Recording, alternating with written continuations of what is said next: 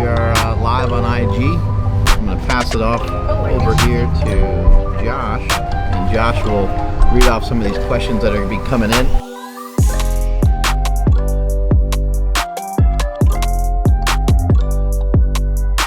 Something I want to share with you guys that was from my boy Jordan Syatt. He shared something that I thought was really valuable in terms of social media posts. I think we can get confused on what to post and when to post and how to post it. Two things I'll share with you from my boy Jordan Syatt. Number one is he really thought it was important that you take your time. Take your time with your post, make it a quality post, and make sure it has substance. Make sure it's providing value to the audience. Make sure it's providing value. Make sure it's giving them something. And he said you're going to do that with a couple different ways. Number one is he thought it was important to stop and pause for a second and to really make sure that you have good, adequate writing. You always need a good picture, or you need a good cover / thumbnail, right? In addition to that, you need to find out a way to grab attention. You need to find a way to get attention. Attention is the ultimate asset, as Gary Vee, his mentor, talks about quite a bit, right?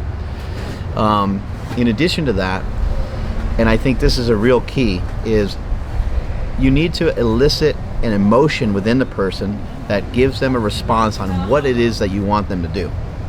Do you want the person to learn? Do you want the person to smile? Do you want them to laugh out loud? Do you want them to purchase something? Like, what is it that you want the person to do?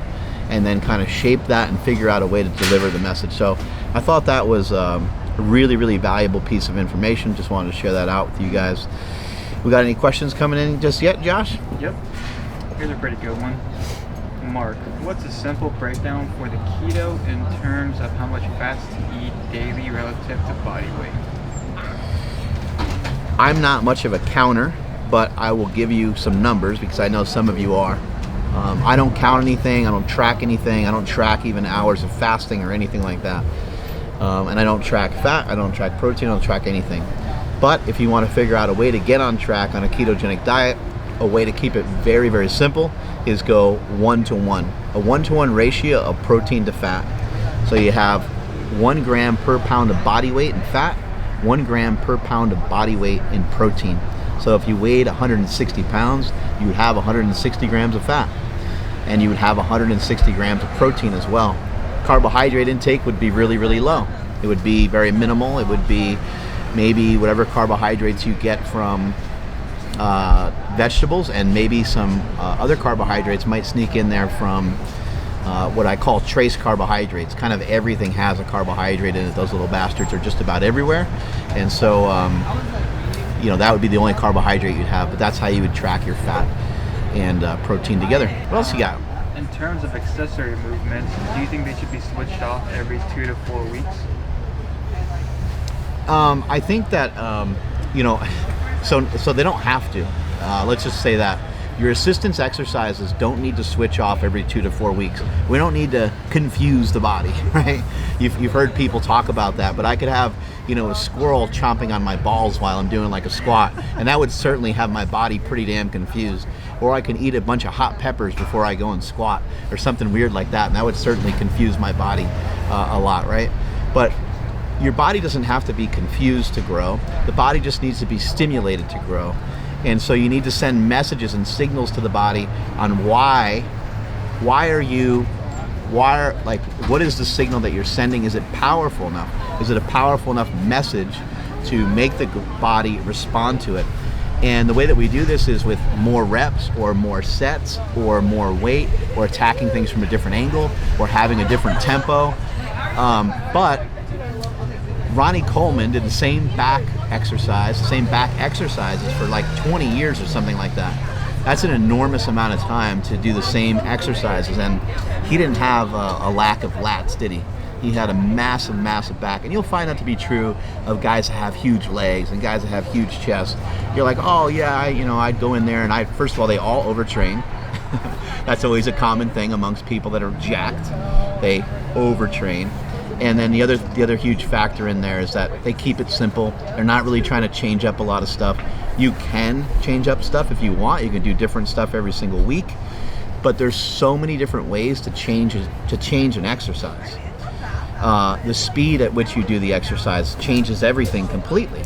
The tempo. So like you could do a set of squats with 315 and you could do 3 reps and you could do them as fast as possible. Well, that might not elicit a lot of muscle growth because you may have gone through the movement super fast in order to get more time under tension, which is something that helps with hypertrophy. If you went 6 seconds on the way down with a 3-second pause and 4 seconds on the way up, now you're under the weight for over 30 seconds, maybe 40 seconds or so, and now you're really going to elicit an enormous amount of growth. So switching things up can be super effective, but you can keep it simple and do the same shit for a really long time and still develop a lot of muscle mass and strength even. This question is kind of in regards to, trying to keep inflammation down. I don't know what inflammation is. I don't have a good understanding of it. I just hear people talk about it all the time. I guess, what I've run into in terms of being inflamed, the only thing I can really reference is when I was super fat, when I was 330 pounds, I had edema. And I was holding on to a lot of water, excessive amounts of water. So I would kind of think that that's like inflammation, but people just throw these words around. They don't have any idea of what they mean. I feel awesome. I feel really, really damn good. I know that. Do I have less pain? Shit still hurts. My elbow still hurts pretty badly. The more that I bench press and the more often that I bench press and the heavier that I bench press, the more my elbow hurts. My diet's not necessarily going to fix everything, right? It's fixing a lot of things, but it's not going to fix, if your knee hurts a lot, it does not help to be fat.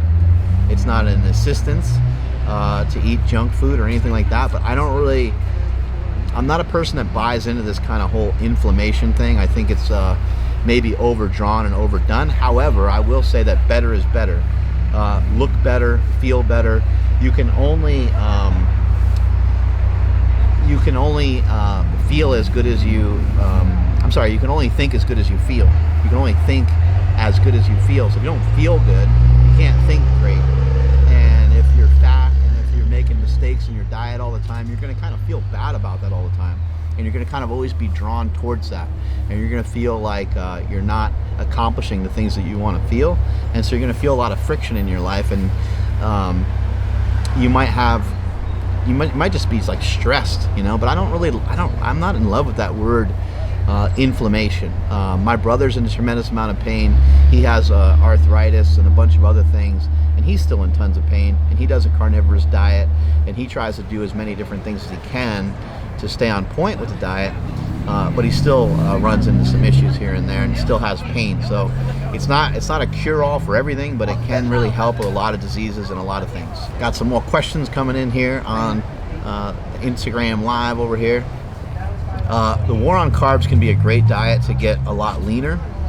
If you actually purchase the book, The War on Carbs, which you can purchase right over here, the War on Carbs book has it all, has everything in there. If you're looking to build muscle mass, you would want to get the War on Carbs book. It's only like $20, $25. It's on Amazon. It's on MBSlingshot.com as well. But there's information in there that leads you to different diets.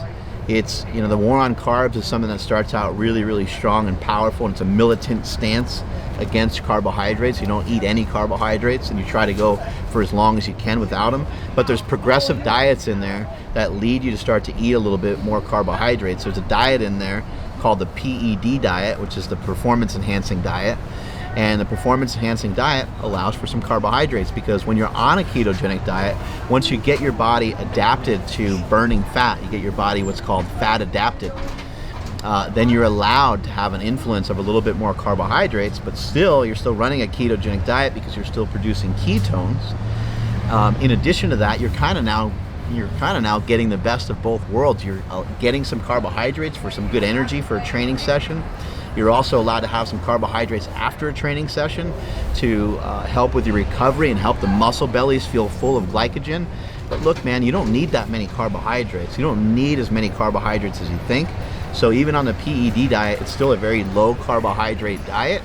Carbohydrates start to go into the 50 to 100 range. So that would be a great diet. That would be a great place for a lot of you guys to look to kind of balance out the best of both worlds. You can cut up and you can get leaner, and you can also work on trying to add more muscle mass. In conclusion, I'll say this is like you can't be chasing down two things at the same time, right? You can't ride two horses with one ass, right? You're going to have to try to choose a lane and pick what you want to do. But in my experience, I would say, make sure I get this right, I would say about 95% of the people that work out just need to lose fat to look like they work out. 95% of the people that I see from gyms, from my gym to any other gym, there's a lot of people right now at SuperTraining Gym that would look phenomenal if they just lost body fat. I'm serious, like 10, 15, 20 pounds body fat, boom, you'd go, oh my God, like it's very clear that person works out. But when you have body fat covering it up, it's not quite as clear unless you were to see the person actually lift, and then you see how strong they are. Then you would start to identify a little bit more with the fact that they even lift, bro. Also, I could point you to the Vertical Diet. My boy Stan the Rhino Efferding. Stan Efferding has his own YouTube channel, so you can go over here and we'll put a link to that to check it out. Stan Efferding has great information. He's also on Instagram. Stan the Rhino Efferding has outstanding information. He's got a diet called the Vertical Diet, which would be really, really great for you in your journey to gain muscle mass. What's our next question? Yeah. A lot of people like to really complicate their training, and they might like to make it a little bit more difficult than is necessary. But I don't like to overcomplicate things. I don't like to make things too steep of a mountain to climb. So when it comes to your training, and when it comes to the split that you have for your training, you're going to want to make sure that you're not overloading yourself with too much stuff in one day. I am a little bit more of the belief of like attacking one thing and getting that one thing accomplished. So I have what I like to call in my workouts the main event. I have an intent of the day. I have an intent to every single day that I live, and I have an intent to every single day that I lift. Having an intent to the day that you lift is the single most important thing that you could ever learn about strength training or ever learn about trying to transform your body. You need to have an intention. When Mike Tyson was a heavyweight champion of the world, they wrote a book about him called Bad Intentions. It's because Mike Tyson had a fire about him. He had a look in his eyes that was disturbing to other people. He would defeat other people just by staring them down in the ring. And other people would not even want to come anywhere near him because they knew that he was going to just absolutely destroy them, even though he was like a 19, 20-year-old kid. You want to have the same ferocity. You want to have the same spirit in the gym. You want to have an intent for the day. And once you have an intent, that will give you motivation to put more into it. So if I have a motivation, if I have an intent of the day to be fast, to lift explosively, well then I can wrap my mind around this. I can think about, you know what? I'm gonna go in there and I'm gonna break a bunch of shit. I'm gonna try to break the bench press. I'm gonna try to break the bar. I'm gonna throw it around with everything I got, and I'm gonna move as quickly and as explosively as I possibly can. You could think about it like you're trying to take someone down in wrestling practice, or you're trying to nail somebody who's running over the middle in football, right? You're trying to really level somebody. You're trying to really level something. You're trying to knock the crap out of something. And for those of you that have never done that before, holy crap, is that going to be an amazing and empowering feeling to have in the gym. Your intent of the day could be to lift as heavy as possible. It could be you're just trying for a single rep max in a deadlift. Your intent for the day could be that you're going to perform 5 sets of 5 with really good, crisp form for all 25 reps for the entire workout. Workouts like that are actually really brutal and they're actually really hard. But when you start to have an intent and when you plan it out a couple days ahead of time, when I was in my prime in powerlifting, I had stuff planned out weeks in advance, and I would think about it all the time. I was obsessed about it, and I would think, what's that squat session next week gonna look like? As soon as one squat session was done, I was thinking about the next squat session. I was like, and I kind of leaned forward. And those last 2 sets weren't that good, man. I kind of went like this. I rounded over a little bit. Next week when I do that, I'm going to be a little bit more upright. I'm going to have a little bit more posture, and my intent is going to be to work through every single rep and every single set diligently, making sure my form is locked in and making sure it's absolutely perfect. So make sure you have an intent to each and every day that you're in the gym. Don't overload yourself with too much crap to do. Don't really worry a ton about your split, because those aren't the things that are super important. And you know why I know that that's true? It's because everyone has a different split. So it shows you that it doesn't really make a difference. You can go through periods of time where you work on one muscle group during a training session. You can work on some other times where you work on 2 muscle groups in the same workout. So switch it up, mix it up, and go with what feels awesome to you and what's fun. Keep it fun, because if we don't keep it fun, you're gonna really struggle with consistency. What else we got? Oh, this whole thing. This is from MBSlingshot.com, and you can buy any of the apparel right over here. Ka-bing! I'm going to talk a little bit about fasting until Josh finds a few other questions over there. We're going to talk about intermittent fasting. I'm going to take prolonged fasting off the table. Prolonged fasting is anything, I would consider anything over a full day, okay? So no reason for a 24-hour fast or more in what I'm about to talk about. There are reasons to do it, and it can be very useful. I personally have done a 72-hour fast, but we're going to talk specifically about intermittent fasting and how you can utilize it to become jacked and tan. I personally am attracted to, and I'm down with, being jacked and tan, but I don't really care about longevity. I don't want to live forever. Man, if I live forever, like, that would mean everyone's going to die that I know. Everyone's going to die that I love. I don't think anybody's actually really thought this through. Like, you really want to live to be 175 years old? Like, not unless my wife lives to be 175 also. Not unless my kids live long enough to be with me the entire time too, right? If you live to be 175 years old, everybody around you is going to be dead. It's going to suck, right?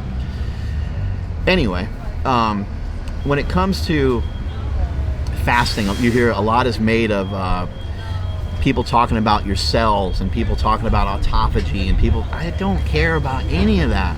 I just want to be ripped. I just want to be jacked. I just want to be shredded. I just want to be strong. And I know that a lot of you are looking for the same thing.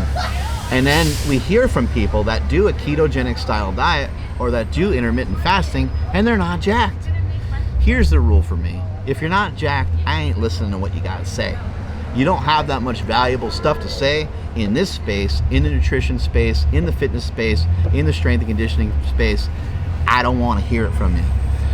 Now, moving on into intermittent fasting. Here's the easiest way to incorporate some intermittent fasting. First thing that you're going to want to do is try not to think about it as not eating. This is just a small trick for you to utilize. Instead of thinking about not eating, try to wrap your brain around this. You're going to discontinue eating 2 hours before you go to bed. You're going to discontinue eating 2 hours before you go to bed. If you're already doing that, in addition to that, we're going to skip breakfast. But let me back up again. The first step that you're going to take is you're going to stop eating 2 hours before bed. Okay? The next step would be to skip breakfast. So now you got an extra 2 hours before you go to bed. Let's say you go to bed at 10. Okay? You're stopping eating at around 8 p.m.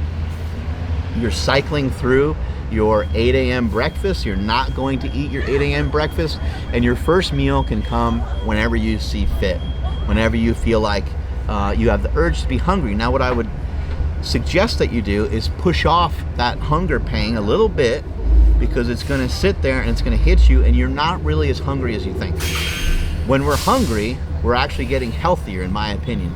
I think a little bit of hunger goes a long way, and I think a little bit of hunger can do a lot of great things for you. So I think that you should get a little bit comfortable with being hungry, but you don't have to be starving, just be a little bit hungry. When we're hungry, it's also my belief that we're burning fat, because we don't have the interruption of consistently spiking our glucose levels and spiking our insulin levels. Our body is going to do a lot of the things that it needs to do without the interference of having food all day long. I don't think the human body is designed to do that in the first place. So that's the easiest way to incorporate some intermittent fasting, is shut down your food about 2 hours early. from the time you go to bed. And then also start to skip breakfast. You're going to do that every other day. Try that for a few weeks. See how it works for you. And then if you want to step it up a notch, then start to skip lunch as well. What you're going to land on, and this is my prediction, I think that everyone is going to land on the same diet. It's my prediction that almost everyone who's promoting these different diets and all this different stuff that's going on, you're going to find most people, when in their pursuit for health and in their pursuit to look good and to be lean, they're going to land on two things. One is a ketogenic style diet, and number two is intermittent fasting. And almost everyone's diet is going to start to look more and more the same, because most people are going to notice that they excel and do really well with just 2 meals a day. My boy, the Stan the Rhino Efforting, who has the vertical diet, he shared with me recently that he's lowered his carbohydrates down quite a bit. He's shared with me that he's implemented a little bit of intermittent fasting. Jay Cutler, former bodybuilder, used to eat 1,000 carbs a day. He's lowered his carbohydrates down, and he's doing a little bit of intermittent fasting. I'm running into more and more people, even our boy Nsima, who's on my own podcast, Mark Bell's Power Project. You're going to want to check that out as well. Nsima has also ended up on basically the same diet I'm on. He eats a little bit of carbohydrate, but he's on a much lower carbohydrate diet than he used to be. He eats twice a day. If you want a quick, easy tip on a way to lose weight, is try to just eat twice a day. I had one guy respond to me on Instagram, and he said that he lost 100 pounds. He lost 100 pounds by that tip alone, just by committing to eating only twice a day, getting rid of snacks, utilizing some intermittent fasting. Next question. What were your favorite variations of squat, deads, and bench for powerlifting? Favorite variations of squat, bench press, and deadlift. My favorite variations were variations of those actual lifts and not different lifts. So what I mean by that is, at SuperTraining Gym, and we still follow these principles, I have utilized for many, many years, and still utilize my own training right now, what I like to call a secondary barbell exercise. Very simply put, if I was to do 3 sets of 3 in the bench press, let's just say I worked up to 275 pounds on a day, did a clean set of 3, rested a few minutes, did another clean set of 3, rested a few minutes, did another clean set of 3. If 3 sets of 3 with that particular weight was my main intent for the day, my secondary barbell movement would be a small variation of the bench press.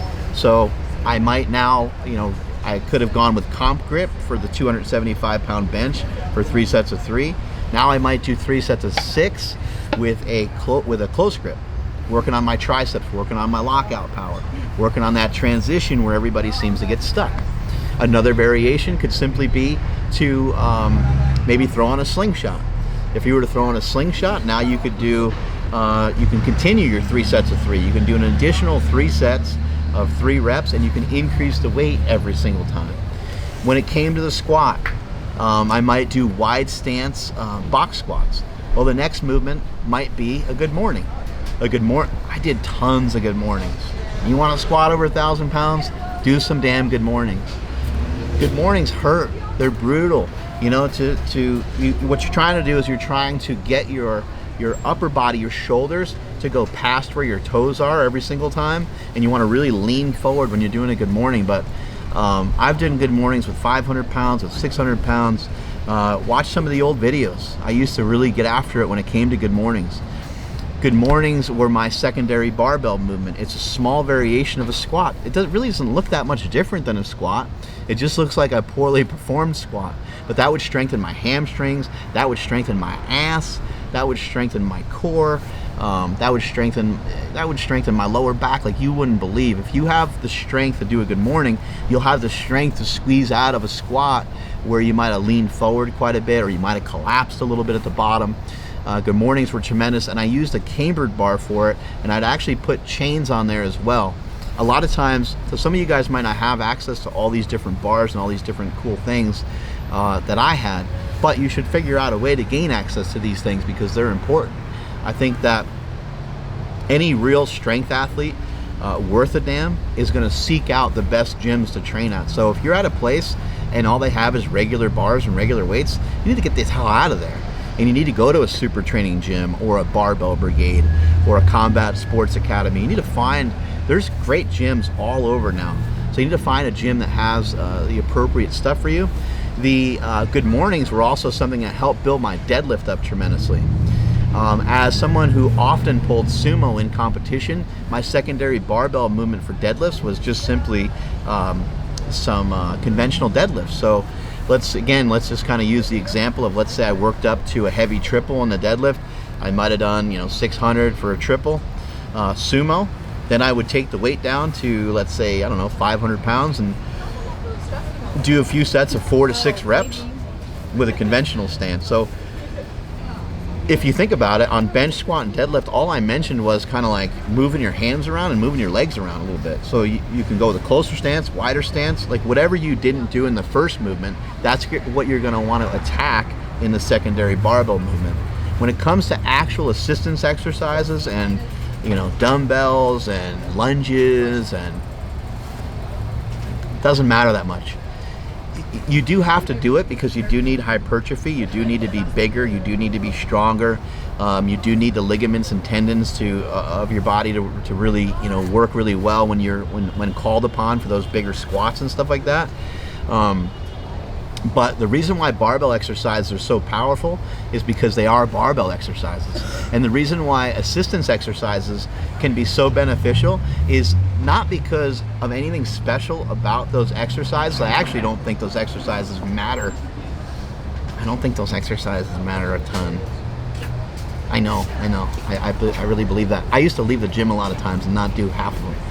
But the importance of them is the simple fact that they're not more barbell exercises, because you can only do so much. You can gain a tremendous amount from the barbell movements. However, you can also lose everything if you do too much of them, you do them too often. You could be hurt, banged up, bruised, and grizzled, and you'll be left with a whole lot of nothing. Thanks again for all the questions, guys. Appreciate you participating. Check out my Instagram at @MarkSmellyBell, and make sure you're following along. That way you can get a notification about the next time I go live. Catch you later.